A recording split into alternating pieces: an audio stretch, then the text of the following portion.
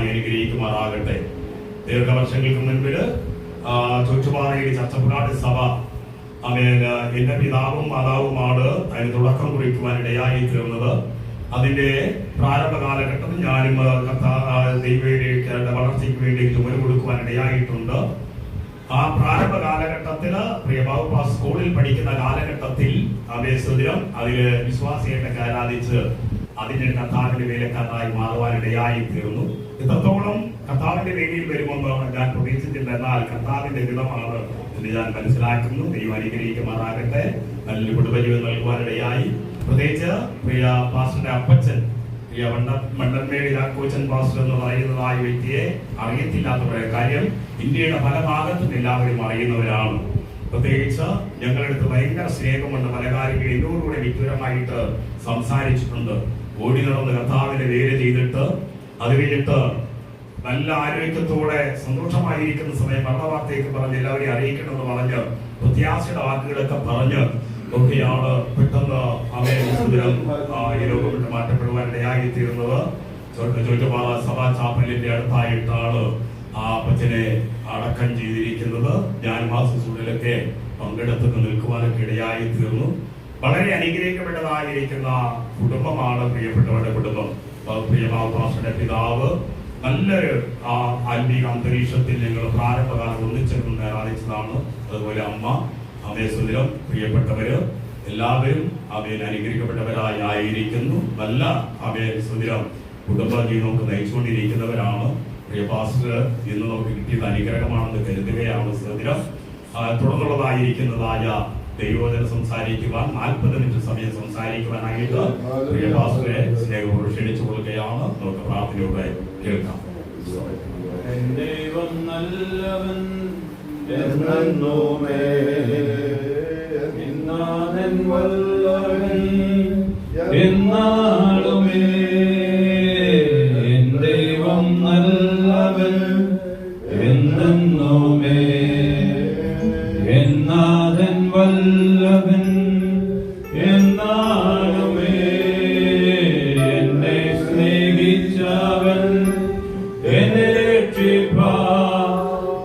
തൻ ജീവൻ തന്നവൻ എന്റെ രക്ഷക. എന്നെ സ്നേഹിച്ചവൻ എന്നെ തൻ ജീവൻ തന്നവൻ എന്റെ രക്ഷക. ആ നല്ല ദേശത്ത് നിത്യമാം പ്രകാശത്ത് ആ നല്ല ദേശത്ത് നിത്യമാം പ്രകാശത്തിൽ അംശയായി തന്നെ ചേർന്നതാ നിർത്തിക്കും ഞാനാ വൻ സ്നേഹത്തെ വർണ്ണിക്കും ഞാനൻ അന്ത്യനാൾ വരെ. കീർത്തിക്കും ഞാനാ വൻ ത്യാഗത്തെ വർണ്ണിക്കും ഞാനൻ അന്ത്യനാൾ വരെ. അതിവേഗം വരാം എന്ന് അരുളി ചെയ്ത കർത്താവായ യേശുക്രിസ്തുവിന്റെ നിസ്തുല്യമായ നാമത്തിൽ എല്ലാവർക്കുമുള്ള സ്നേഹവും വന്ദനവും അറിയിക്കുകയാണ്. സംഗമത്തിന്റെ വാഗമൺ യൂണിറ്റിനോടുള്ള ബന്ധത്തിൽ ഈ സഭയിൽ ഒരുമിച്ച് കൂടി വരുവാൻ ദൈവം ഒരുക്കിയ വിലയേറിയ നിമിഷത്തെ ഓർത്ത് സ്തോത്രം ചെയ്യുകയാണ്. ജയകാൽ സംഗമത്തിന്റെ വാഗമൺ യൂണിറ്റ് ഇത്രത്തോളം അനുഗ്രഹപ്രദമായി കർത്താവ് നടത്തുന്നതോടൊപ്പം ഓർത്ത് നന്ദിയോടെ സ്തോത്രം ചെയ്യുകയാണ്. ഈ കാലയളവിൽ ദൈവസന്നിധിയിൽ ഇങ്ങനെയൊക്കെയുള്ള ആത്മീക കൂട്ടായ്മകൾ എത്രത്തോളം പ്രാധാന്യതയുള്ളതാണ് എന്നുള്ളത് നമുക്ക് എല്ലാവർക്കും അറിയാവുന്ന കാര്യമാണ്. പരിശുദ്ധമായ ശുശ്രൂഷകൾക്ക് പരിശുദ്ധാത്മാവിന്റെ ശക്തിയിൽ ഒരുമിച്ച് നിൽക്കാനുള്ള ദൈവിക അനുഗ്രഹങ്ങൾ നൽകുന്നത് ഓർത്ത് നന്ദിയോടെ സ്തോത്രം ചെയ്യുകയാണ്. വാഗമൺ യൂണിറ്റിന്റെ കൺവീനറായിരിക്കുന്ന ദൈവ പാസ്റ്റർക്ക് സ്തോത്രം ചെയ്യുന്ന കുടുംബമായിട്ട് കർത്താവിന്റെ സന്നിധി ശുശ്രൂഷയ്ക്ക് വളരെ ആധികാരികമായ നേതൃത്വം നൽകുവാൻ ദൈവം സഹായിച്ചുകൊണ്ടിരിക്കുന്ന തുറയ്ക്കായിട്ട് സ്തോത്രം ചെയ്യുകയാണ്. അതുപോലെ സെക്രട്ടറിയായിരിക്കുന്ന സുനിൽ പാസ്റ്റർക്ക് സ്തോത്രം ചെയ്യുന്നു. ദാസനെ ദൈവം ഈ ശുശ്രൂഷയ്ക്ക് ഇത്രത്തോളം എത്തുമെന്ന് സ്തോത്രം ചെയ്യുകയാണ്. ഇതിനെല്ലാം ആധികാരികമായി നേതൃത്വം നൽകുവാൻ പ്രിയ ജീവകുമാർ വാസുക്ക് ദൈവം നൽകിയിരിക്കുന്ന ഈ നല്ല അവസരങ്ങളെ ഓർത്ത് ഞാൻ സ്തോത്രം ചെയ്യുകയാണ്. ഈ കാലയളവിൽ, ഈ പ്രായത്തിൽ കുടുംബമായിട്ട് ഇതിന് ഇത്രത്തോളം നേതൃത്വം നൽകിയതിനെ വേണ്ടതിനെ കൈകാര്യം ചെയ്ത ഇതിന്റെ ആത്മീക ലക്ഷ്യം എന്താണ്, അതിൻ്റെതായ അത്യന്താപേക്ഷമായിരിക്കുന്ന പ്രവർത്തന മേഖലയിൽ എന്താണ് ലാഭം ഉള്ളതെന്നതിനെ കുറിച്ചൊക്കെ മനസ്സിലാക്കി ഈ ആത്മീകമായ ശുശ്രൂഷയ്ക്ക് മുൻപിൽ നേതൃത്വം നൽകുന്നത് കൊണ്ട് ജീവിതത്തിൽ ലഭിക്കുന്ന ഏറ്റവും പ്രതിഫലം എന്ന് പറയുന്നത് കുറ്റങ്ങളും കുറവുകളും വേദനകളും പരിഹാസങ്ങളും മാത്രം ശേഷിക്കുന്ന അനുഭവങ്ങളിലും ഇതിന്റെ ലക്ഷ്യവും ആത്യന്തികമായിരിക്കുന്ന ദൈവരാജ്യത്തിന്റെ മൂല്യതയും ആഴമായിട്ട് അനുഭവിച്ചറിയാൻ പ്രിയ ദൈവദാസനും കുടുംബത്തിനും നൽകിയിരിക്കുന്ന അവസരത്തെ ഓർത്ത് ദൈവത്തിന് നന്ദി പറയുകയാണ്. പിന്നെ മുന്നോട്ട് നയിക്കപ്പെടട്ടെ. ദൈവികമായ കൃപയിൽ എനിക്കും ഈ ശുശ്രൂഷകളിൽ കഴിഞ്ഞുപോയ സമയങ്ങളിലൊക്കെ ശുശ്രൂഷയിൽ ഒരുമിച്ച് നിൽക്കുവാൻ സർവശക്തനായ ദൈവം സഹായിച്ചെന്നാൽ ദൈവസഭയുടേതായ ശുശ്രൂഷയോടുള്ള ബന്ധത്തിൽ അല്പം ദൂരെ മാറിയുള്ള ശുശ്രൂഷയിലേക്ക് പോകേണ്ടി വന്നതുകൊണ്ട് ക്രമീകരിക്കപ്പെടുന്ന കൂട്ടായ്മകളൊക്കെ വന്ന് സംബന്ധിക്കുന്നതിലുള്ള ബുദ്ധിമുട്ടുകൾ ഉണ്ടായി. ഞാൻ ദൈവദാസനായിരിക്കും ജീവഭാഷയോടും ദൈവഭാഷയോടെ കാര്യങ്ങൾ ബോധ്യപ്പെടുത്തിയിരുന്നു, സുൽഭാഷയോട് പറഞ്ഞിരുന്നു. എന്നാൽ കഴിഞ്ഞുപോയ സമയത്ത് ചില കാര്യങ്ങൾ പറഞ്ഞെങ്കിലും ഞാൻ അതിനെക്കുറിച്ച് ആഴമായിട്ടൊക്കെ ഒന്ന് പഠിച്ചു നോക്കിയപ്പോൾ ഇതുപോലൊരു മാനസികമായിരിക്കുന്ന ആത്മീക ബന്ധത്തിന്റെ അകത്തേക്ക് പുതിയൊരു മേഖലയിലേക്ക് നമ്മൾ തിരഞ്ഞെടുത്തു കഴിഞ്ഞാൽ ലഭ്യമാകുന്നതിനെ കുറിച്ച് ചില ആത്മീക സംശയങ്ങൾ, അത് ആത്മാവിന്റെ അനുഭവത്തിലൂടെ അത് മനസ്സിലാക്കി കഴിഞ്ഞപ്പോൾ മുന്നോട്ടുള്ള അനുഭവത്തിലും ദൈവികമായ സ്നേഹവും കരുതലിന്റെ അനുഭവങ്ങളിൽ തുടർന്ന് മുന്നോട്ട് ദൈവം ആഗ്രഹിക്കുന്ന നിലയിൽ മുന്നോട്ട് പോകണം എന്നുള്ളതാണ് എൻ്റെ പ്രാർത്ഥനയും ആഗ്രഹങ്ങളും. കർത്താവ് അതിന് വേണ്ട നിയോഗങ്ങളൊക്കെ നൽകട്ടെ എന്ന് ആത്മാർത്ഥമായിട്ട് പ്രാർത്ഥിക്കുകയാണ്. ഈ സഭയോർത്തും ദൈവസന്നിധിയിൽ ഞാൻ സ്തോത്രം ചെയ്യുകയാണ്. അനുഗ്രഹിക്കപ്പെട്ട ഒരു സഭ വിദേശത്ത് നൽകിയിരിക്കുന്നതിന് ഓർത്ത് സ്തോത്രം ചെയ്യുന്നു. ഈ സഭയുടെ ശുശ്രൂഷകനായിരിക്കും ദൈവദാസൻ പിതാവും മാതാവിനെ ഓർത്തും സ്തോത്രം ചെയ്യുകയാണ്. ദൈവകൃപയിൽ ഈ ദേശത്ത് കർത്താവ് ശക്തമായ നിലയിൽ സഭ വളർത്തട്ടെ എന്ന് ഞാൻ ആത്മാർത്ഥമായിട്ട് പ്രാർത്ഥിക്കുകയാണ്. കാരണം തകർന്ന ഒരു നെഹമ്യാവിനെ തകർക്കാത്ത ഒരു ആത്മാവിന്റെ സഭ ദേശത്ത് രൂപകൽപ്പന ചെയ്തെടുക്കാൻ പരിശുദ്ധാത്മാവിന് കഴിയുമെങ്കിൽ ദൈവദാസന്മാരുടെ ജീവിതത്തിൽ നൽകിയിരിക്കുന്ന കണ്ണുനീര് ഒരിക്കലും പാഴാകില്ല. അത് കണ്ണുനീരിന് എത്രത്തോളം പ്രതികൂലത്തിന് സാഹചര്യങ്ങൾ ഉണ്ടായാലും ദൈവം അത് പണിതെടുക്കുക തന്നെ ചെയ്യും എന്നുള്ളതിന് യാതൊരു സംശയവുമില്ല. അത് ആത്മാവിൽ ദൈവം തരുന്ന ആത്മാവിന്റെ കാഴ്ചപ്പാടാണ്. അതിനെ ഓർത്ത് ദൈവത്തിന് സ്തോത്രം ചെയ്യുകയാണ്. നിമിഷങ്ങൾ ദൈവസ്ഥിതി നമ്മൾ ആത്മീയമായ ശുശ്രൂഷകൾക്ക് നമ്മൾ നേതൃത്വം വഹിക്കപ്പെടുമ്പോൾ നമ്മൾ ചിന്തിക്കപ്പെടുന്ന ഒരു കാര്യമെന്ന് പറയുന്നത് കർത്താവിന്റെ വാഗ്ദത്തം, കർത്താവ് നമ്മളെ പഠിപ്പിച്ചിരിക്കുന്ന ഒരു കാര്യമുണ്ട്. പടയാളികളില്ലാത്ത, ചേകവരില്ലാത്ത ഒരു ആത്മീയമായ ജീവിതത്തിൻ്റെതായ ഭരണസമിതി രൂപകൽപ്പന ചെയ്തെടുക്കാൻ യേശു തമ്പുരാൻ പറഞ്ഞു, എന്റെ രാജ്യം ഐകികമല്ല എന്ന് പറഞ്ഞിരിക്കുന്ന ആത്മാവിന്റെ ഒരു ശുശ്രൂഷയുടെ മേഖലയ്ക്കകത്ത് പരിശുദ്ധാത്മാവ് നമ്മളെ ഈ നാളുകളിൽ ശക്തമായി ഉപയോഗിക്കപ്പെടുമ്പോൾ ദൈവവാഗ്ദത്തം നമ്മുടെ ജീവിതത്തിൽ വേഗത്തിൽ ചിന്തിക്കുവാൻ യോഹന്നാന്റെ സുവിശേഷം 15-ാമത്തെ അധ്യായം അതിന്റെ 24-ാമത്തെ വേദഭാഗം ആരെങ്കിലും ഒരാൾ വായിച്ചാൽ.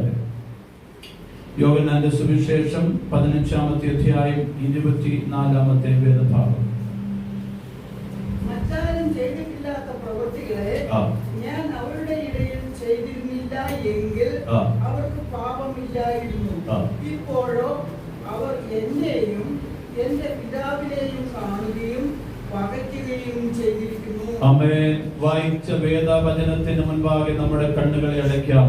പരിശുദ്ധാത്മാവിന്റെ സാന്നിധ്യം ഇന്ന് ഈ പകൽ നമ്മുടെ ശുശ്രൂഷ മേഖലകളിൽ വ്യാപരിക്കപ്പെടേണ്ടതിന് മറ്റാരും ചെയ്തിട്ടില്ലാത്ത പ്രവൃത്തികൾ നമ്മൾ ചെയ്യുമ്പോൾ, മറ്റാർക്കുമില്ലാത്ത പ്രതിസന്ധികൾ നമ്മൾ നേരിടുമ്പോൾ, ഇന്ന് ഈ പകൽക്കാലം വിശ്വസ്തയോടെ ദൈവസന്നിധി ശുശ്രൂഷകന്മാരായിരിക്കുന്ന നമുക്ക് ഒരുമിച്ച് ആത്മാവിന്റെ ശുശ്രൂഷയുടെ തലത്തിൽ ശക്തിയോടെ നിൽക്കാൻ ദൈവം തന്നിരിക്കുന്ന വെളിപ്പാടിന്റെ ശക്തിയിൽ തടരാത്ത ദൈവ സാന്നിധ്യം അനുഭവിച്ചറിയാൻ പാപം വെളിപ്പെടുത്തുന്നത് കൊണ്ട് പരിശുദ്ധാത്മാവിന്റെ സാന്നിധ്യം വ്യാപരിക്കപ്പെടേണ്ടതിന് ദൈവത്തോട് നമുക്ക് ആത്മാർത്ഥമായി ഏൽപ്പിച്ചുകൊണ്ട് പ്രാർത്ഥിക്കുക.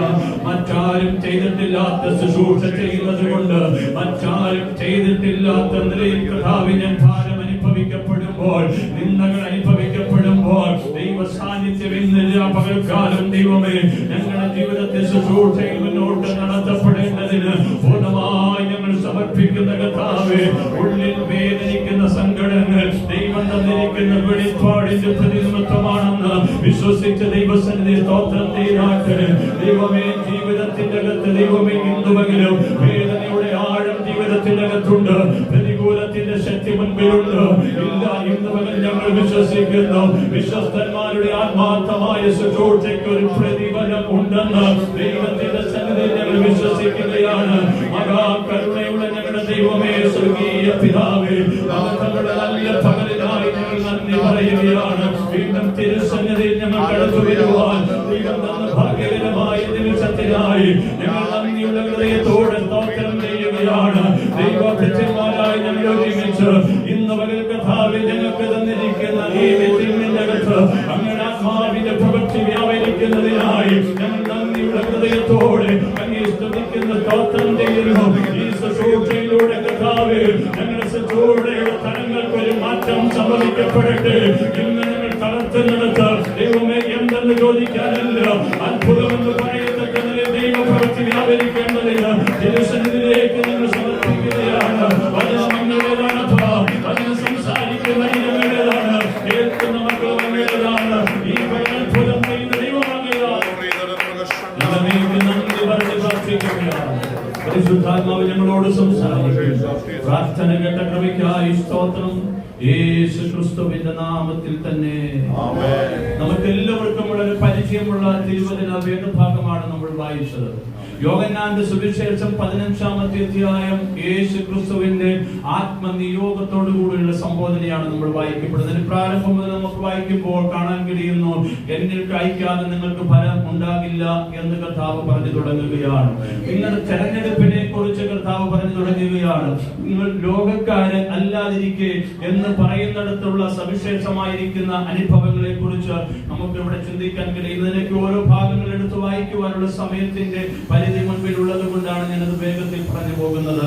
ഇന്ന് പകൽ നമ്മുടെ ആത്മീയമായ ജീവിതത്തിന്റെ മേഖലകളെ കുറിച്ച് നമുക്കൊന്ന് ചിന്തിക്കപ്പെടുമ്പോൾ വിശുദ്ധന്മാരുടെ ആത്മാർത്ഥമായ ശുശ്രൂഷയും അതിന്റെ പ്രതിഫലവും എന്താണ് എന്നുള്ളതിനെ കുറിച്ച് ഒന്ന് ചിന്തിച്ചു വരുവാൻ ഞാൻ ആഗ്രഹിക്കുകയാണ്. നമ്മളെല്ലാവരും ദൈവസന്നിധിയിൽ വിശുദ്ധമായി വേല ചെയ്യപ്പെടുന്നവരാണ്.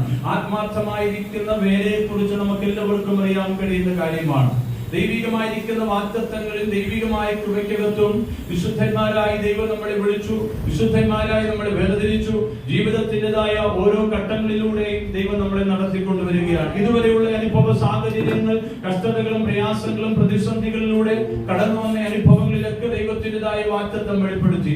ഇവിടെ യേശു തമ്പുരാൻ പറഞ്ഞിരിക്കുന്നത് ഇത്രത്തോളം ദൈവികമായിരിക്കുന്ന വാഗ്ദത്തങ്ങളൊക്കെ പറഞ്ഞ് പഠിപ്പിക്കപ്പെട്ടിരിക്കുന്നത് പറയുകയാണ്. മറ്റാരും ചെയ്യില്ലാത്ത പ്രവൃത്തി ഞാൻ ചെയ്തത് കൊണ്ട് എന്റെ ജീവിതത്തിന്റെ അകത്ത് ലഭിക്കപ്പെട്ടിരിക്കുന്ന പ്രതിഫലം എന്താണ്, അല്ലെങ്കിൽ ആ ശുശ്രൂഷയുടെ മൂല്യത എന്താണ് എന്നുള്ളതിനെ കുറിച്ച് ഇവിടെ യേശു രേഖപ്പെടുത്തുകയാണ്. ജീവിതത്തിൽ ഏറ്റവും കൂടുതൽ നമ്മൾ ചെയ്യപ്പെടുന്ന അനുഭവങ്ങളിൽ ആത്മീയമായ സന്തോഷം നമ്മുടെ ജീവിതത്തിൽ അനുഭവിക്കുവാൻ ഇന്നെല്ലാവരും മാതൃകാപരമായിരിക്കുന്ന അനുഭവങ്ങൾ നോക്കുകയാണ്. താരതമ്യം ചെയ്യപ്പെടുന്ന ശുശ്രൂഷയെ കുറിച്ച് വിലയിരുത്തപ്പെടുന്ന അനുഭവങ്ങളാണ്. ആത്മാവിന്റെ സന്തോഷത്തിൽ ഇന്ന് പകലും നമ്മുടെ ജീവിതത്തിനകത്ത് പറയാൻ കഴിയുന്ന ഒരു കാര്യമുണ്ട്. അനുഭവമാണ് എപ്പോഴും നമ്മുടെ ജീവിതത്തിലെ സമ്പത്ത് എന്നുള്ളത്. ജീവിതത്തിൽ ദൈവം തന്നിരിക്കുന്ന ആത്മാവിന്റെ സമ്പത്ത് അല്ലാതെ അനുഭവത്തിൽ നമുക്ക് മറ്റൊന്നും നമുക്ക് ജീവിതത്തിനകത്ത് പറയാൻ കഴിയില്ല. കാരണം ജീവിതത്തിൽ അത്രത്തോളം തകർന്നിരിക്കുന്ന അനുഭവത്തിന് നടുവിലും പരിശുദ്ധാത്മാവിന്റെ ശക്തിക്കകത്ത് നെഹമ്യാവിന്റെ ജീവിതത്തിൽ സൗഭാഗ്യത്തിന്റെ മേഖലകൾ ഉണ്ടായിരുന്നു, സന്തോഷകരമായി ജീവിക്കുന്ന മേഖലകൾ ഉണ്ടായിരുന്നു. എന്നാൽ തന്റെ ഹൃദയം തകരപ്പെട്ടത് എങ്ങനെയാ, തന്റെ ജീവിതത്തിന്റെ അകത്ത് കണ്ണുനീര് വന്നത് എങ്ങനെയാ? ഈ പകൽ ആത്മാവിന് ദൂത് പറയുന്ന ഈ കുടുംബത്തിന്റെ അകത്ത്, ഈ സഭയ്ക്കകത്ത് ദൈവികമായ കൃപയിൽ എന്റെയും നിങ്ങളുടെയും ജീവിതത്തിൽ തകർന്നിരിക്കുന്ന ഹൃദയത്തിന്റെ അകത്തും ദൈവത്തിൻ്റെതായ വാഗ്ദത്തങ്ങൾ പറഞ്ഞു. തകർന്നിരിക്കുന്നിടത്ത് നെഹമ്യാവ് കരഞ്ഞു കഴിഞ്ഞപ്പോൾ ദൈവത്തിൻ്റെതായ വാഗ്ദത്തങ്ങൾ ചാണ്ടി കൂമ്പാരത്തിൽ നിന്ന് ആത്മാവിനെ ദൈവം നൽകുവാനിടയായി തീർന്നു. ഇന്നുവരെയും ദൈവികമായ കൃപയിൽ ഈ സഭ ഈ ദേശത്ത് അനുഗ്രഹിക്കപ്പെട്ട നിലയിൽ അനുഗ്രഹമായി വളരപ്പെടട്ടെ എന്ന് ഞാൻ ആത്മാർത്ഥമായി പ്രാർത്ഥിക്കുകയാണ്. കാരണം എന്താണെന്ന് ചോദിച്ചാൽ മറ്റാരും ചെയ്തിട്ട് കഴിയാത്ത ശുശ്രൂഷകൾ, മറ്റാർക്കും ചെയ്യാൻ കഴിയാത്ത കരുത്തിന്റെ അനുഭവങ്ങൾ, വിമർശനങ്ങൾ വന്നപ്പോൾ, പ്രതികൂലങ്ങൾ വന്നപ്പോൾ, പ്രതിസന്ധിയുടെ അനുഭവങ്ങൾ വന്നപ്പോൾ, മറ്റാരും ചെയ്തിട്ടില്ലാത്ത പ്രവൃത്തി ഞാൻ ചെയ്തിട്ടുണ്ടെന്ന് വിശ്വസിക്കാൻ കഴിയുന്ന ഈ കുടുംബത്തിന്റെ അകത്ത് ദൈവദാസനെയും പിതാവിനെയും മാതാവിനെയും ദൈവത്തിന്റെ ആത്മാവിന്റെ സത്യമാനിച്ച് വർത്തത്തേന്ന് ആത്മാർത്ഥമായി ഞാൻ ഇന്നുവരെ ഉറപ്പിച്ച വാർത്തകൾ വിളിച്ചു പറയുകയാണ്. ദൈവത്തിന്റെ കൃപയുടെ സാന്നിധ്യം അനുഭവിക്കാനിടയാകട്ടെ. ആത്മാവിന്റെ സന്തോഷത്തോടു കൂടി പറയുകയാണ്, ദൈവികമായ കൃപയിൽ യേശു തമ്പുരാൻ പറഞ്ഞു, മറ്റാരും ചെയ്തിട്ടില്ലാത്ത പ്രവൃത്തി ചെയ്തത് കൊണ്ട് പാപത്തിന്റെ ബോധം എന്താണെന്ന് വെളിപ്പെടുവാനിടയായി തീർന്നു. പാപത്തിന്റെ ബോധം വെളിപ്പെട്ടത് കൊണ്ട് ജീവിതത്തിന്റെ അകത്ത് തകർക്കപ്പെടുന്ന ഒരു ദൈവരാജ്യത്തെ കുറിച്ച് യേശു തമ്പുരാൻ പറയാനുണ്ട്. കാരണം എന്നെയും എന്റെ പിതാവിനെയും കുറിച്ചുള്ള അനുഭവങ്ങൾ അവർ പകച്ചു കളഞ്ഞു. ഇന്നവരും ദൈവത്തിന്റെ വാഗ്ദത്തങ്ങൾ ചിന്തിക്കാൻ കഴിയണം. ശുശ്രൂഷ മേഖലയിൽ ആത്മാർത്ഥമായി നമ്മൾ നിൽക്കുന്നതിന്റെ ദൈവിക പ്രതിഫലം എന്താണെന്ന് ഈ ആത്മാവിന്റെ ധൂതിലൂടെ നമുക്ക് മനസ്സിലാക്കാൻ കഴിയണം. ദൈവികമായിരിക്കുന്ന കൃപയ്ക്കകത്ത് നമ്മളൊക്കെ ശുശ്രൂഷകളിൽ പലരും പരാജയപ്പെട്ടു പോകാറില്ലേ? നമ്മൾ പലരെയും കണ്ടിട്ടില്ലേ? ഇന്നുവരും ദൈവത്തിൻ്റെതായ വാഗ്ദത്തങ്ങൾ യേശു തമ്പുരാൻ നമ്മളെ പഠിപ്പിച്ചിരിക്കുന്ന ആത്മാവിന്റെ പ്രത്യേകത എന്താണ്? ജീവിതത്തിന്റെ അകത്ത് പറയണം, മറ്റാരും ചെയ്തിട്ടില്ലാത്ത പ്രവൃത്തി ചെയ്തതുകൊണ്ട് ദൈവരാജ്യത്തെ പകയ്ക്കുന്നതിനെ ഞാൻ മനസ്സിലാക്കുന്നു. ദൈവത്തിന്റെ കൃപയിൽ കലരാത്ത ഒരു ആത്മീയ ശുശ്രൂഷയുടെ ആധികാരികമായിരിക്കുന്ന ശക്തിയെ നമ്മുടെ ജീവിതത്തിൽ നമുക്ക് മനസ്സിലാക്കാൻ കഴിയുകയാണ്. ഇന്നുവരെ നമ്മുടെ ജീവിതത്തിൽ നമുക്ക് വിശുദ്ധന്മാരായിരിക്കും നമുക്ക് ആത്മാർത്ഥമായി ശുശ്രൂഷ ചെയ്യുന്നതിന്റെ പ്രതിഫലം എന്താണ്? ആ പ്രതിഫലത്തിന്റെ യാഥാർത്ഥ്യം എന്താണ്? ഇന്ന് നമ്മുടെയൊക്കെ ജീവിതത്തിൽ ഇന്ന് പറയപ്പെടുന്നത് പകയ്ക്കപ്പെടുന്ന അനുഭവമല്ലേ? ഇതിന്റെയൊക്കെ പ്രതിഫലം എന്ന് പറയുന്നത് യേശു തമ്പുരാൻ കൃത്യമായി പറഞ്ഞു, ജീവിതത്തിന്റെ അകത്ത് മറ്റാരും ചെയ്തിട്ടില്ലാത്ത പ്രവൃത്തി ഞാൻ ചെയ്തിരിക്കുന്നത് കൊണ്ട് ജീവിതത്തിന്റെ അകത്ത് എന്റെയും എന്റെ പിതാവിനെ പകച്ചിരിക്കുകയാ. ദൈവികമായ കൃപയുടെ വാഗ്ദത്തങ്ങൾ ജീവിതത്തിന്റെ അകത്ത് അനുഭവിക്കപ്പെടുമ്പോൾ ദൈവികമായ കൃപയുടെ അനുഭവങ്ങൾ നമുക്ക് പരാജയമെന്ന് തോന്നുന്ന അനുഭവങ്ങൾ ജീവിതത്തിന്റെ അകത്ത് കാണാൻ കഴിയുന്ന അനുഭവം ജീവിതത്തിന്റെ അകത്തുണ്ടാകുന്നു. ലൂക്കോസിന്റെ സുവിശേഷം 23-ാമത്തെ അധ്യായം അതിന്റെ 23-ാമത്തെ വേദഭാഗം ഒന്ന് വേഗത്തിൽ വായിച്ചാൽ. ലൂക്കോസിന്റെ സുവിശേഷം 23:23.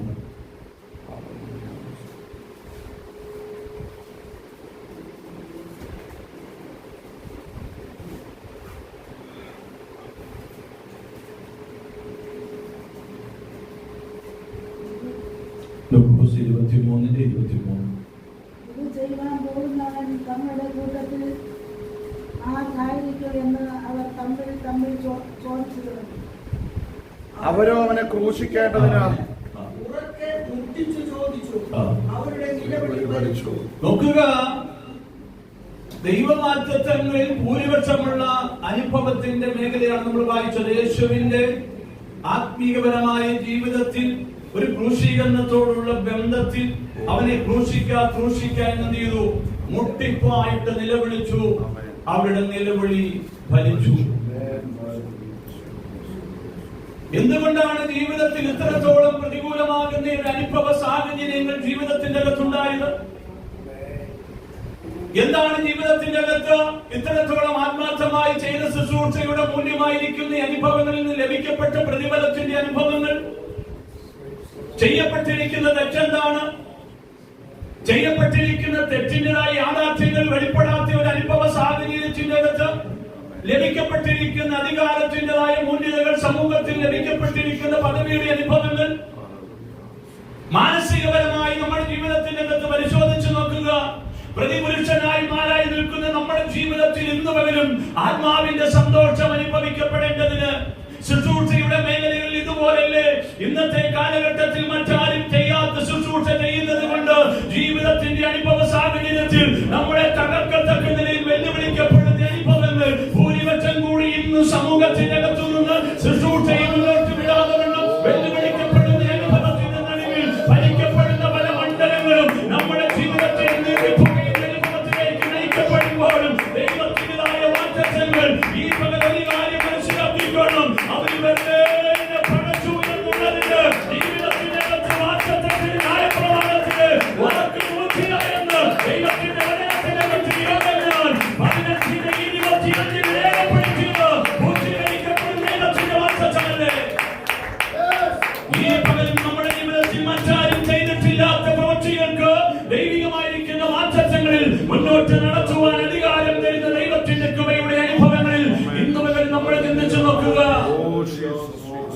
ദൈവവാക്യത്തിൽ നമ്മൾ ചെയ്യപ്പെടുന്ന ആത്മീയമായ ശുശ്രൂഷകൾക്ക് കാരണഹേതുവില്ലാതെ ശുശ്രൂഷയിൽ തകർക്കാൻ നോക്കുന്ന അനുഭവത്തിന്റെ നടുവിലും ആത്മാർത്ഥമായ ശുശ്രൂഷ ചെയ്യുന്നതിന്റെ പ്രതിഫലത്തിന്റെ ആഴം ഇന്ന് പകലും വെളിപ്പെട്ടിരുത്തിയത് കൊണ്ട് തളരാതെ അഭിഷേകത്തോടെ നിൽക്കാൻ പരിശുദ്ധാത്മാവിന്റെ കൃപയും നമുക്ക് തന്നിട്ടില്ലേ?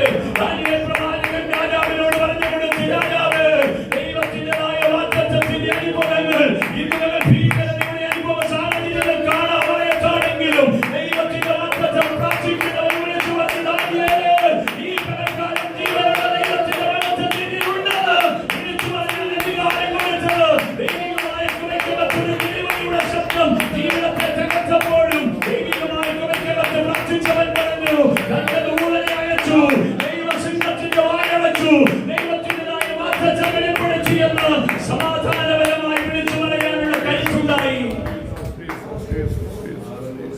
ദൈവകൃപയുടെ മഹത്വത്തിന്റെ അകത്ത് ഇന്ന് ഞാൻ പറഞ്ഞു വരുന്നതിന് സാരം നിങ്ങൾക്ക് മനസ്സിലായി കാണും. കാരണം എന്താണെന്ന് ചോദിച്ചാൽ ശുശ്രൂഷ മേഖലകളിൽ വിശുദ്ധന്മാർ ആത്മാർത്ഥമായിട്ട് ശുശ്രൂഷ ചെയ്യുന്നതിന്റെ പ്രതിഫലങ്ങളെ കുറിച്ച് ഞാനും നിങ്ങളും തീർച്ചയായിട്ടും ചിന്തിക്കുവാൻ കഴിയണം. അത്രത്തോളം ആത്മീക വെളിപ്പാടിന്റെ അന്ത്യകാലഘട്ടത്തിന്റെ അകത്ത് എന്റെയും നിങ്ങളെയും കർത്താവ് വിശ്വസ്തയോടെ നിർത്തിയിട്ടുണ്ട്. ദൈവത്തിന്റെ കൃപ അനുഭവിക്കാൻ ഇന്ന് അനുഭവിക്കുന്ന ശൂന്യതയുടെ യാഥാർത്ഥ്യങ്ങൾ തിരിച്ചറിയാൻ കഴിയണം. ഇന്ന് അനുഭവിക്കുന്ന ശൂന്യതയ്ക്കകത്തെ വെളിപ്പാട് തിരിച്ചറിയാൻ കഴിയണം. ആത്മാവിന്റെ സന്തോഷത്തിന്റെ ആഴം തിരിച്ചറിയാൻ കഴിയണം. എത്രത്തോളം നിലവിളിക്കുന്ന അനുഭവങ്ങൾ ജീവിതത്തിന്റെ അകത്തുണ്ടെങ്കിലും ദൈവകൃപയുടെ ആഴം നമ്മുടെ ജീവിതത്തിന്റെ അകത്ത് അനുഭവിക്കാൻ ഫലിക്കുന്ന മേഖലയ്ക്കകത്ത് ദൈവത്തിന്റെ ദൂതുണ്ട്. പ്രവാചകന്റെ പുസ്തകം 4-ാമത്തെ അധ്യായം 8-ാമത്തെ വേദഭാഗം ഒന്ന് വേഗത്തിൽ വായിച്ചാട്ടെ. പ്രവാചകന്റെ പുസ്തകം 4-ാമത്തെ അധ്യായം 8-ാമത്തെ വാക്യം.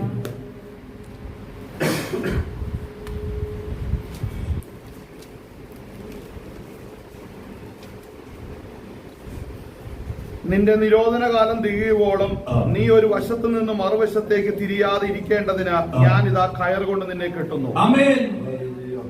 ദൈവികമായിരിക്കുന്ന വാഗ്ദത്തങ്ങളിൽ പരിശുദ്ധാത്മാവിന്റെ കൃപയുടെ സാന്നിധ്യം എഹെസ്കേലിന്റെ പുസ്തകത്തിന്റെ അകത്ത് നമുക്ക് കാണാൻ കഴിയുന്നുണ്ട്.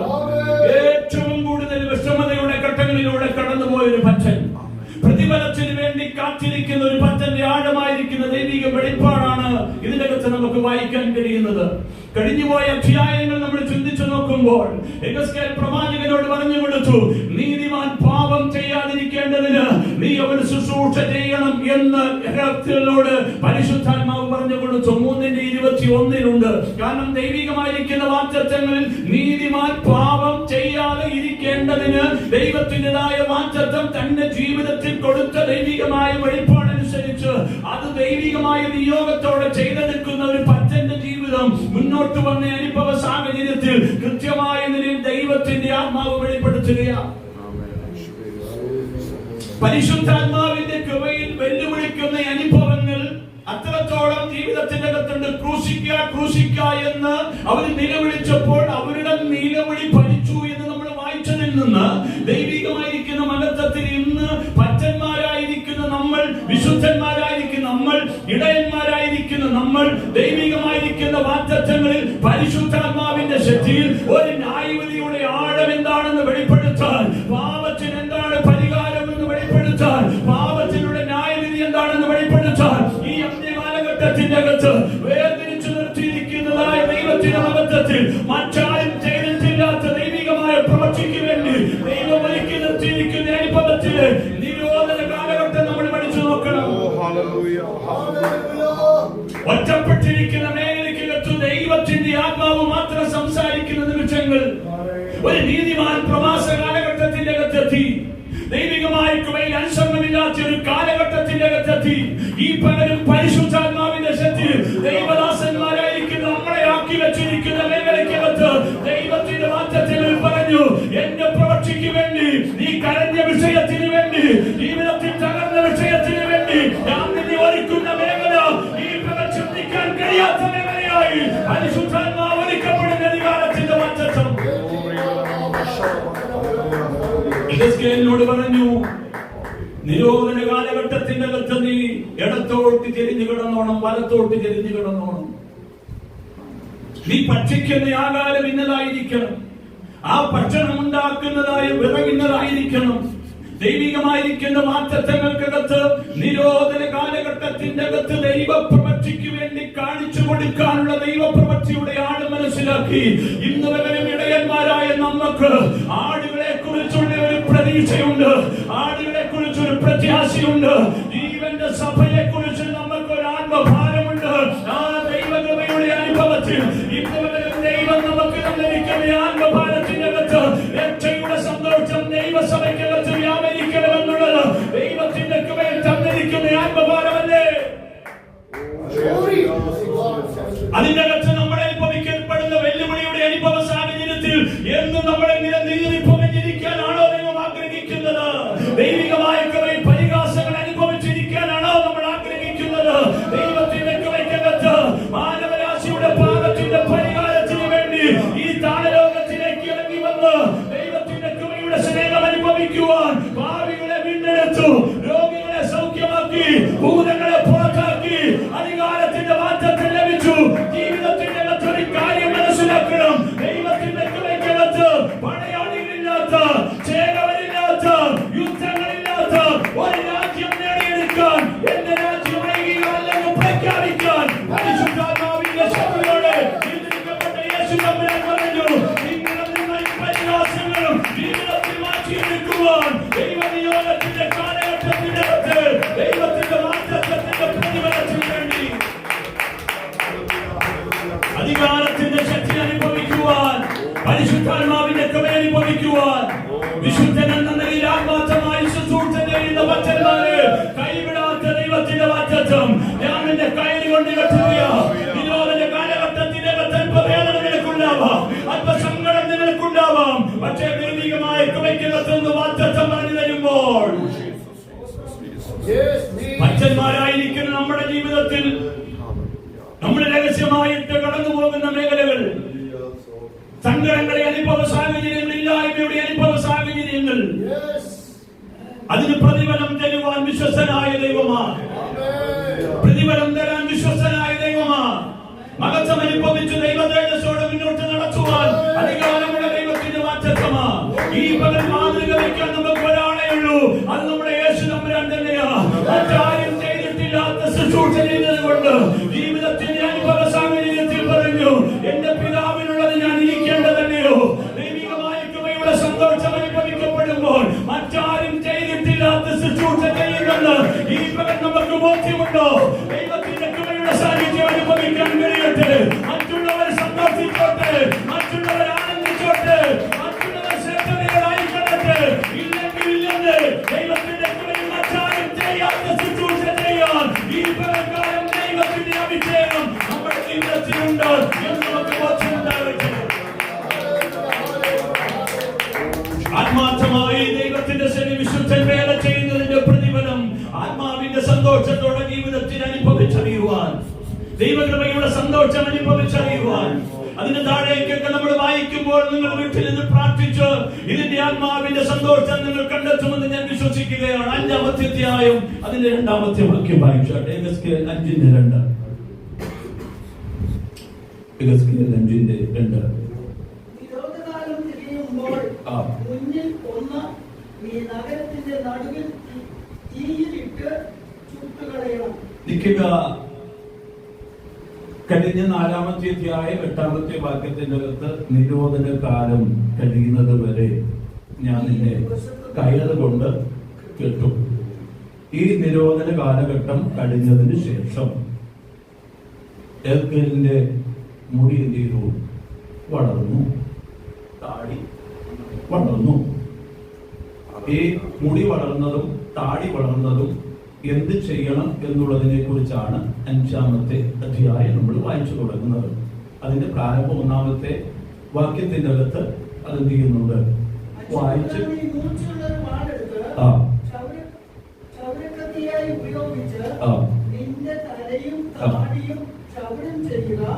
നോക്കുക. ഇതാണ് ഇതിന്റെ അകത്തെ ആത്മീയമായ ചരിത്രത്തിന്റെ അനുഭവം നമുക്ക് കാണാൻ കഴിയുന്നത്.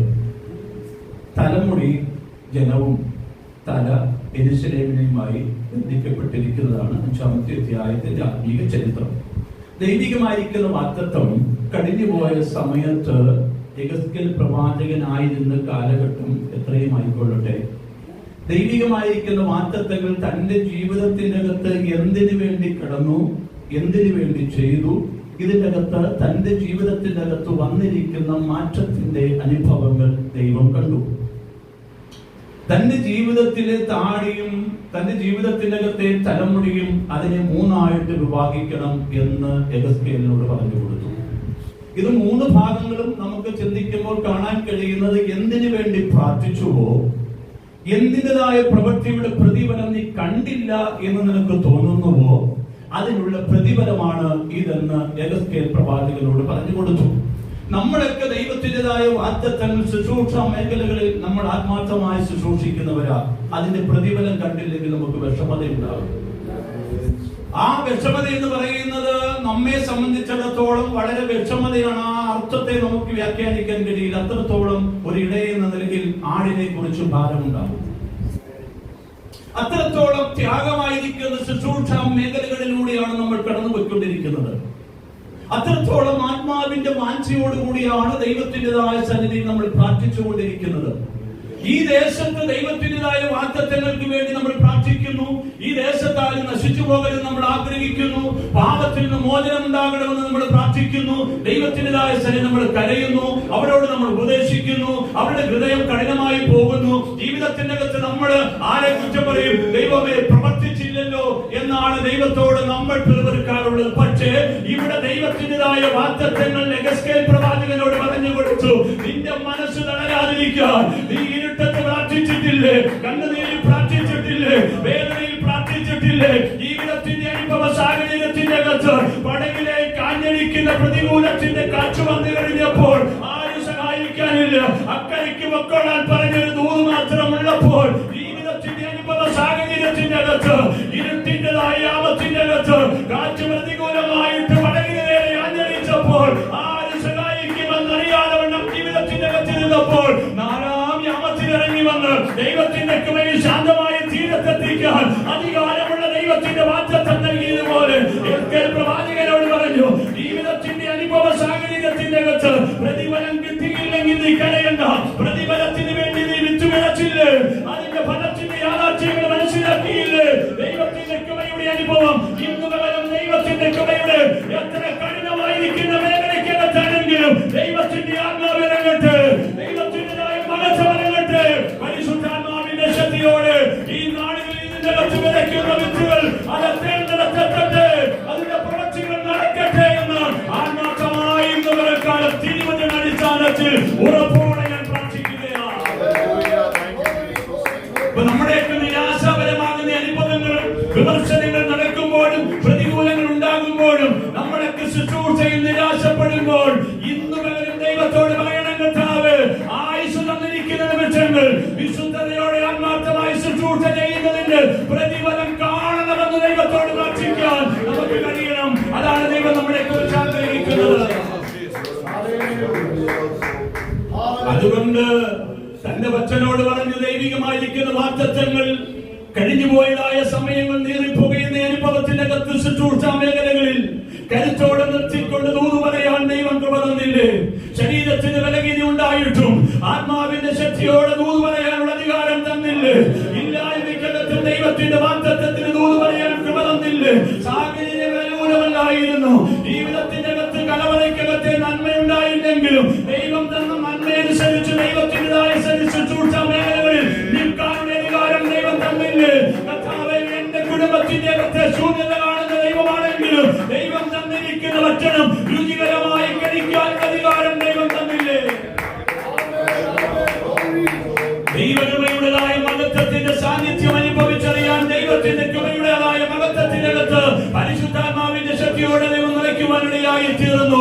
ദൈവം ശൂന്യതയുടെ നടുവിന്റെ അകത്ത് പറഞ്ഞു, എനിക്കൊരു ഗ്ലാസ് വെള്ളം വേണം, ഒരടയും കൂടെ ഉണ്ടാക്കിക്കൊണ്ട് താ എന്ന് പറഞ്ഞപ്പോൾ ജീവിതത്തിന്റെ അകത്ത് ശാപകാലം മാറ്റിയ മാന്യതയുടെ അനുഭവങ്ങൾ നമ്മുടെ ജീവിതത്തിന്റെ അകത്ത് കരുത്തായി. ഈ പകൽക്കാലം നമ്മളെ നടത്തിയ ദൈവത്തിന്റെ വാഗ്ദത്തം ഇന്ന് പകൽക്കാലം ജീവിക്കുന്ന ദൈവത്തിന്റെ വാഗ്ദത്തമാണ്.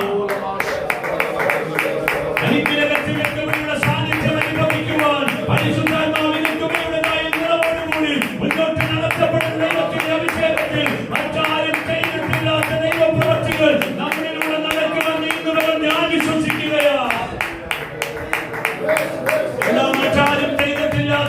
പ്രവൃത്തികൾ നമ്മുടെ ജീവിതത്തിൽ ചെയ്യുന്നു എന്ന് നമ്മൾ ചിന്തിക്കുന്നത് മറ്റാരും ചെയ്തിട്ടില്ലാത്ത പ്രവൃത്തി ചെയ്യുന്നത് കൊണ്ട് ഇത്രത്തോളം വേദനകളും വിമർശനങ്ങളും നമ്മൾ അനുഭവിക്കുന്നത്. അവൻ വലിയ പുള്ളിക്കാരനാണെന്നൊക്കെ നമ്മളോട് പറയപ്പെടുന്ന വാക്കുകളൊക്കെ നമ്മൾ ഒത്തിരി കേട്ടിട്ടുണ്ട്. അവൻ ഒത്തിരി ഉണ്ടെന്നൊക്കെ പറയുന്ന വാക്കുകൾ നമ്മൾ കേട്ടിട്ടുണ്ട്. അവനുമായി യോജിക്കാൻ കഴിയില്ല എന്ന് ചിന്തിക്കപ്പെടുന്ന കാര്യങ്ങൾ നമ്മൾ കേട്ടിട്ടില്ലേ? എന്താ എല്ലാരും നമ്മളോട് കൂടെ കൂടാത്തത്? നമ്മൾ പറയുന്ന ആശയത്തോട് ഉൾക്കൊള്ളാത്തത്?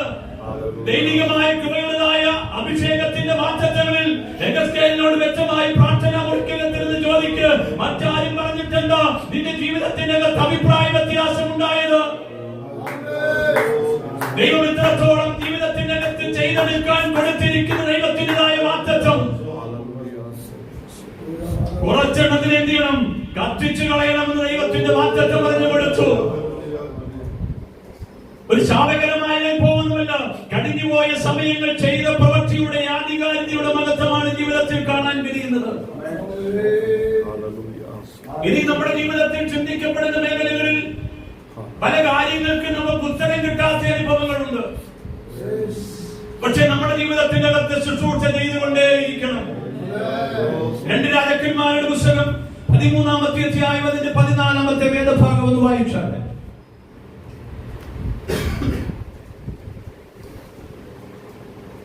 അപ്പോൾ അവൻ ഇസ്രായേൽ രാജാവിനോട് നിന്റെ കൈ വില്ലിന്മേൽ വയ്ക്കുക എന്ന് പറഞ്ഞു.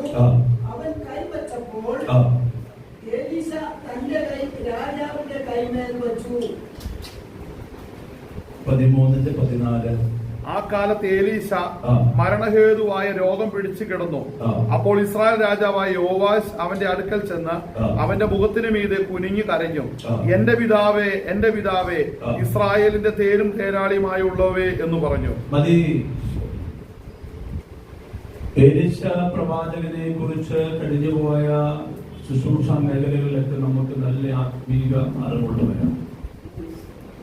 ഏലിയാവിനേക്കാൾ ഇരട്ടി ആത്മാവിന്റെ ശുശ്രൂഷകളൊക്കെ ചെയ്ത ഒരു ശുശ്രൂഷകനാണ് എലീശ. എന്നാൽ ഇവിടെ വളരെ സങ്കടകരമായ ഒരു അനുഭവം, മരണഹേതുവായിരിക്കുന്ന രോഗം എലീശയ്ക്ക് പിടിപെട്ടു എന്ന് തിരുവചനത്തിൽ നമ്മൾ വായിച്ചു. യോവാശിന് അത് കണ്ടപ്പോൾ വളരെയേറെ സങ്കടകരമായ അനുഭവമായി ജീവിതത്തിന്റെ അകത്തുണ്ടായി.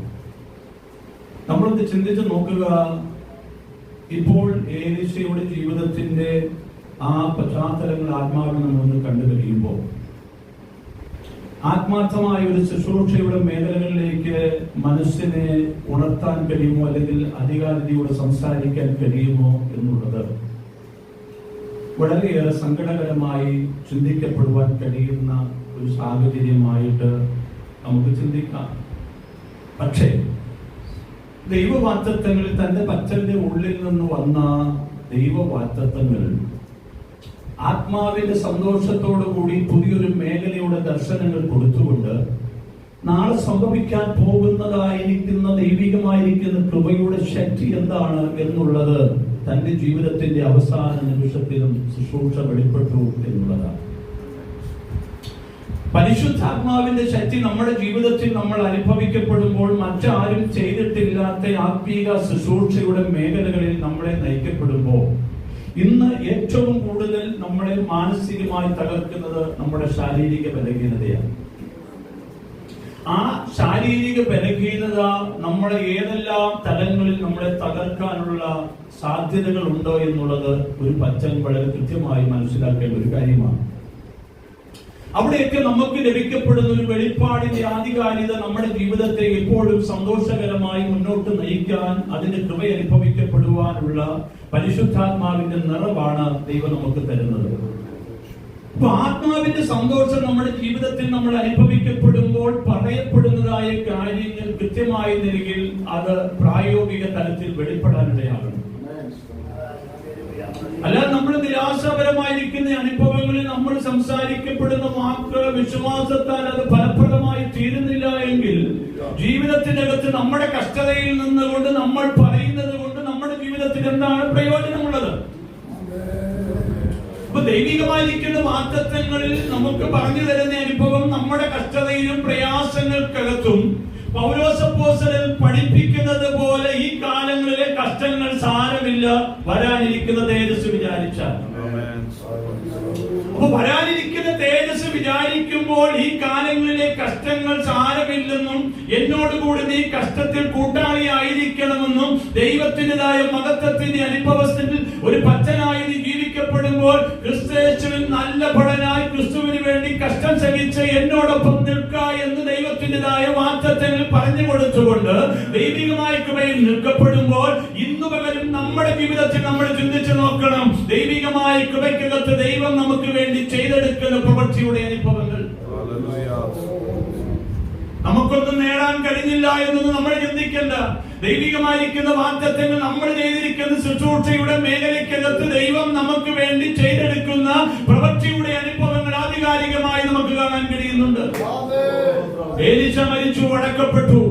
പക്ഷേ അതിനുശേഷം ഏറെ നാളുകൾ കഴിഞ്ഞതിന് ശേഷം എലീശയെ അടക്കി അതേ ശവക്കുഴിക്കകത്ത് മറ്റൊരാളെ അടക്കപ്പെട്ടപ്പോൾ അതിന്റെ അകത്ത് ചലനം നടന്നതായി നമുക്ക് വായിക്കാൻ കഴിയുന്നുണ്ട്.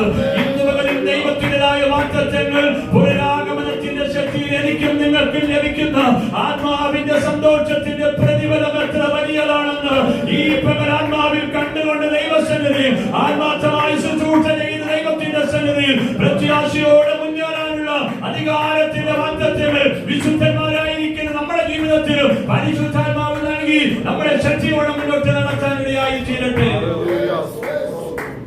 യോഹന്നാന്റെ സുവിശേഷം 9-ാമത്തെ അധ്യായം അതിന് 30-ാമത്തെ വാക്യം ഒന്ന് വായിച്ചാൽ.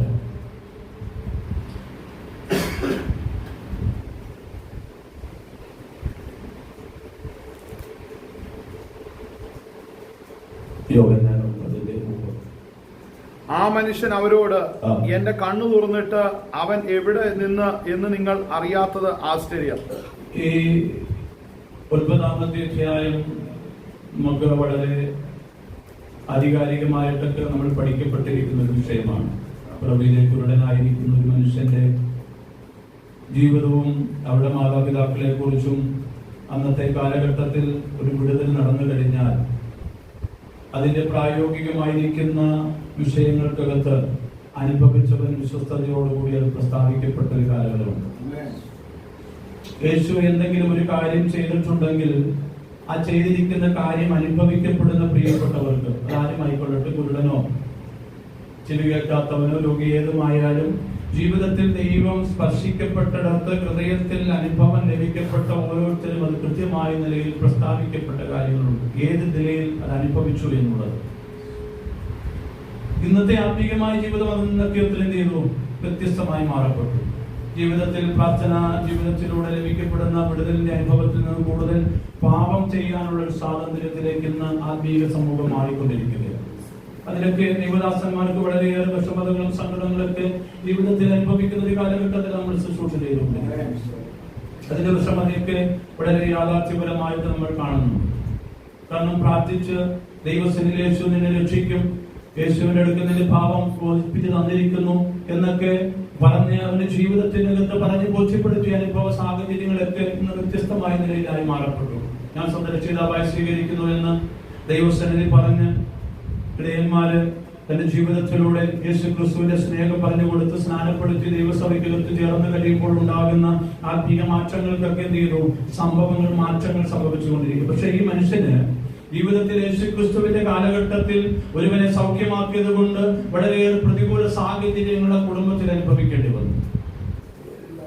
ആ അനുഭവിക്കപ്പെടേണ്ടതായ സാഹചര്യങ്ങൾ ജീവിതത്തിൽ വന്നു കഴിഞ്ഞപ്പോൾ ആത്മാവിൽ അനുഭവം ലഭിക്കപ്പെട്ടിരിക്കുന്ന ഈ മനുഷ്യൻ പറഞ്ഞു, എനിക്ക് സൗഖ്യം വന്നതിനെ കുറിച്ച് നിങ്ങൾ മനസ്സിലാക്കി, ആ മനുഷ്യനെ കുറിച്ച് നിങ്ങൾ മനസ്സിലാക്കാത്തത് എന്ത് ആശ്ചര്യമായിരിക്കുന്നു എന്ന് ഈ കുരുടനായിരുന്ന മനുഷ്യൻ വെളിച്ചം കിട്ടിയതിനു ശേഷം പ്രഖ്യാപിക്കുവാനിടയായി.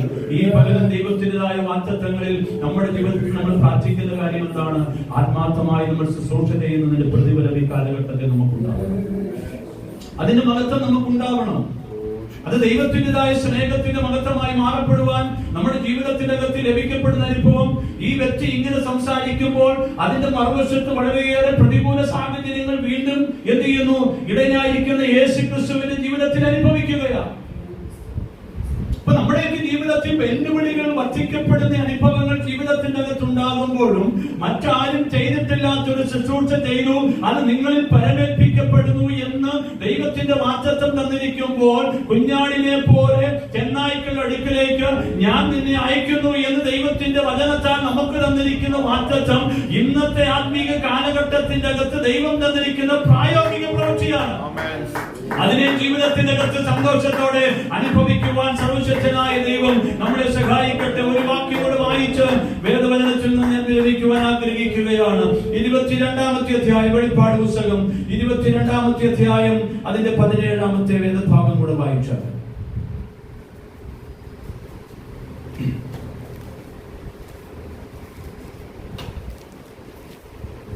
വെളിപ്പാട് പുസ്തകം 22-ാമത്തെ അധ്യായം, അതിന്റെ 17-ാമത്തെ വാക്യം. വരുക എന്ന ആത്മാവും മണവാട്ടിയും പറയുന്നു, കേൾക്കുന്നവനും വരുക എന്ന് പറയട്ടെ, ദാഹിക്കുന്നവൻ വരട്ടെ, ഇച്ഛിക്കുന്നവൻ ജീവജലം സൗജന്യമായി വാങ്ങട്ടെ. ഈ ഒരു ആത്മീക മേഖല നമുക്കറിയാം, യോഹന്നാന്റെ ആത്മീക ജീവിതത്തിന്റെ ഏറ്റവും വിഷമകരമാകുന്ന ഒരു ഘട്ടത്തിലെ ദൈവിക ദർശനമാണ് തന്റെ ബച്ചന്റെ ജീവിതത്തിൽ ലഭിക്കപ്പെട്ടത്. നിശ്ചയ എന്നുള്ള ആത്മീക വെളിപ്പാടിന്റെ ആഴമൊക്കെ നമ്മുടെ ജീവിതത്തിൽ നമുക്കറിയാൻ കഴിയുന്ന കാര്യമാണ്. ഒരു മഹത്വ പ്രത്യക്ഷതയിലൂടെ സഭ ഈ ഭൂമിയിൽ നിന്ന് എടുക്കപ്പെടുമ്പോൾ എന്താണ് നമ്മുടെ ജീവിതത്തിൽ നമുക്ക് കാണാൻ പോകുന്നതായ ആത്മാവിന്റെ സന്തോഷം എന്നുള്ളത് നമ്മുടെ ജീവിതത്തെ എന്നും പ്രത്യാശയോടുകൂടി ശുശ്രൂഷ മേഖലകളിൽ നമ്മുടെ ജീവിതത്തെ നമുക്ക് നയിക്കുവാൻ നമ്മെ ഓരോരുത്തരെയും ദൈവം ശക്തീകരിക്കട്ടെ എന്ന് ഞാൻ ആത്മാർത്ഥമായി പ്രാർത്ഥിക്കുകയാണ്.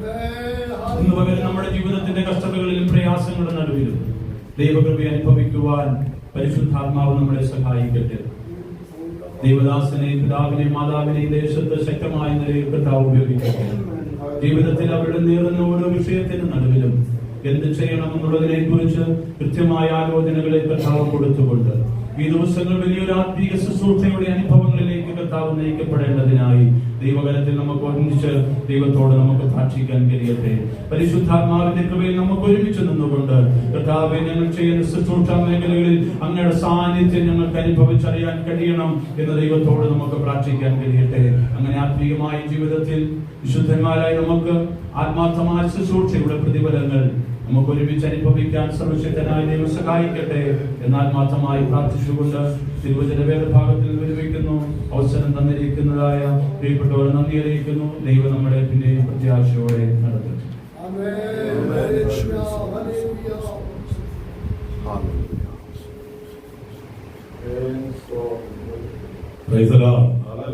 സന്തോഷമുള്ളവരല്ലേ അനുഗ്രഹിക്കപ്പെട്ടതായ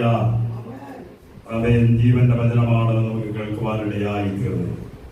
കർത്താവിന്റെ വേലയില് നാം ഈ നാളുകൾ അനുഭവിച്ചുകൊണ്ടിരിക്കുന്ന കാര്യങ്ങളെ കുറിച്ചാണ് ദൈവവേലയും പ്രതിഫലവും വേലയെ കുറിച്ച് ആസ്വദമാക്കി അഭിഷേകത്തിന് സംസാരിക്കുവാനിടയായത്. ദൈവത്തിന് സംസാരിച്ച പ്രിയ അഭിഷേകത്തിനുള്ളതായിരിക്കുന്ന നന്ദിയെ ഈ തരണത്തിൽ അറിയിച്ചു കൊള്ളുകയാണ്. കർത്താവിന്റെ വേലയില് ഏതാണ്ട് 40 വർഷത്തോളം അതിലധികമായിട്ടുള്ള കർത്താവിന്റെ വേലയില് ഞാനായിരിക്കുകയാണ്.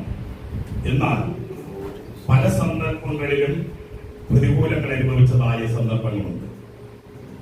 ഒരിക്കൽ ഒരു പ്രതികൂലത്തിന്റെ നടുവില് ഞാനിരുന്ന് ഒറ്റയ്ക്കിരുന്ന് ദൈവസന്നിധിയിൽ കരയുവാനിടയായി. കരഞ്ഞ്, കർത്താവേ, ഞാൻ എന്താണ് ചെയ്യേണ്ടത്? എല്ലാവരുടെയും ജീവിതത്തിൽ ഇങ്ങനെയുള്ള വിഷയങ്ങൾ വരും. അപ്പൊ ദൈവം എന്നെ കാണിക്കുവാനിടയായി. എന്റെ കയ്യില് ഒരു ചെറിയൊരു മടിച്ചീല ഇരിക്കുകയാണ്. അതിന്റെ കത്ത് കുറച്ച് വിത്തിരിക്കും. നീ വിതച്ചാൽ മതി, ബാക്കി ഞാൻ ചെയ്യേണ്ടത് ഞാൻ ചെയ്തു. ഈ അടുത്ത ദിവസങ്ങളിൽ ഒരു 15 ദിവസം മുൻപിലും ഇതേപോലെ വിത്തിനെ കുറിച്ച് ദൈവനെ കാണിക്കുവാനിടയായി. പ്രശ്നങ്ങൾ കടന്നു വരുമ്പോൾ ദൈവസന്നിധിയിൽ കരയുകയല്ല, നമുക്ക് വേറെ ഒന്നും ചെയ്യാൻ കഴിയത്തില്ല. ചില സന്ദർഭങ്ങളിൽ സംഘടന കൈവിട്ട സമയങ്ങളുണ്ട്.